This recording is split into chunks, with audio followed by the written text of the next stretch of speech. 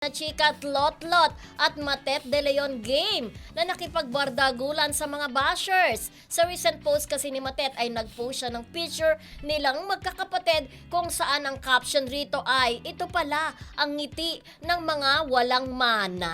Ayan. Talbo. Oo, nag-start actually yan after nung first death anniversary ni Ate Guy. Ate Guy, diba? Alam naman natin, naging very controversial talaga yung separate na pag-attend nila ng misa, diba? Oh, parang Oo. si Lotlot. Lotlot, pumunta na lang siya dun sa Sa Taguig. Oo, at saka may sarili yata siyang pamisa. Oo. Kung di ako Correct. nagkakamali. Yes, may sarili Yes, siyang oo. May pamisa. sarili siyang pamisa. Oo. Tapos si Ian may pamisa din siya doon sa Yes, libingan oo. ng mga bayani. Oo. So syempre ang mga tao hati, may mga nakikisimpatya kay Ian, Ian. may mga kumakampi kila Lotlot.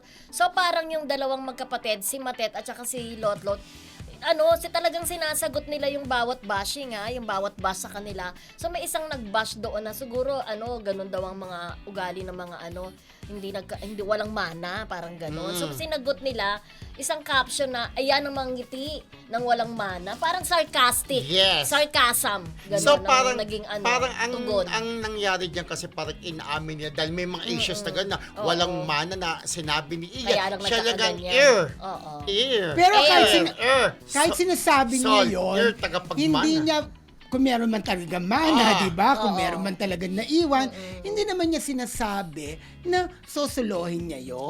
No? Kasama pa rin ang kanyang mga kapatid. Actually, Oo. binanggit yun ni Ian.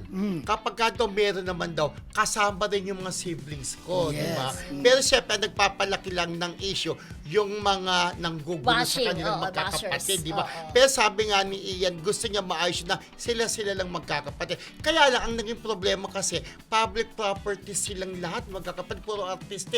Kaya talaga, mapapag-usapan sila ng publiko. Hindi daw po artista yung dalawa. Hindi, so, still, Oo. anak sila ng mga superstar Nora Honor at Christopher Del Rio, di ba? Illegally adopted, di ba? Pero yun nga, base sa nakikita naman ng mga tao, yun nga, mukhang may problema rin kasi hindi sila nagkikita-kita magkakapatid doon sa death anniversary ng kanyang nanay, di ba? So, ibig sabihin, may something. Pero sana po, wag nang palakihin pa ng mga sumasawsaw sa issue para maayos yung gulo ng magkakapatid, di ba? Oo, at saka, syempre, hangad natin Oo. na maging maayos sila, di ba? Kasi naman, alang-alang din naman, syempre, sa kanilang, na mayapang, Yes. Pero nila. alam mo, ay masipag si Lotlot ngayon at saka si Matet, parang sabi ko nga, parang nasa fighting mood din sila, nasagutin yung mga bashers. Kasi may isang thread, ayun nga, yung picture na yun na nakapost na yun, may nakita talaga ako, may mga nagnenega doon, sinasagot talaga ni Lotlot at Matet. Oo, Totoo. sinasagot talaga Correct. niya. Siguro talagang dumarating sa point talaga na ang tao, di ba, nawawala, nauubos din ang pasensya. Minsan talaga, Oo. hindi mo maiiwasang sumagot, Sumagot, di ba? correct. Pero nung dati ko naalala nyo during the 80s, 90s, wala namang social media na ganyan di ba? Wala. Kaya yung mga nakakasagot yung mga Reporter. bashers, di ba? Noong panahon na yun, Oo. reporter ang sumasagot. Reporter, di Oo. ba? Powerful ang mga reporter Eh na. ngayon, kahit nga mga artista, kaya na nilang ibalita yung sarili Yes, nila. But oo. still, kailangan pa rin nila ng press, Oo, di tama ba? nga kayo, naintindihan natin sina Lotlot at saka si Matet na pinapatulan nila yung mga bashers.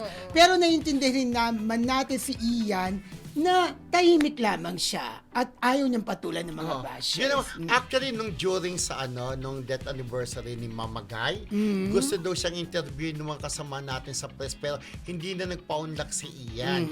Kasi di ba, baka kung ano pa masabi, kaysa naman interviewin, walang mapipiga. Sasabihin, ay, wag na natin pag-usapan yung tungkol dyan, amin na lang yun. O di, ano pa pag-interview, no need na, di ba? Yes. So, mas maganda, sabi nga, less talk, less mistake. Pero naintindihan natin sina Matet Oo. at Lotlot. Kasi syempre, di ba, ayun, tama ka, parang sarcastic yung dating. Sarcasm, Ito ang ngiti ng mga walang mana. Oo. So, parang pinapalabas, wala kayong mana, no? Parang gumagano pa yung mga tao kasi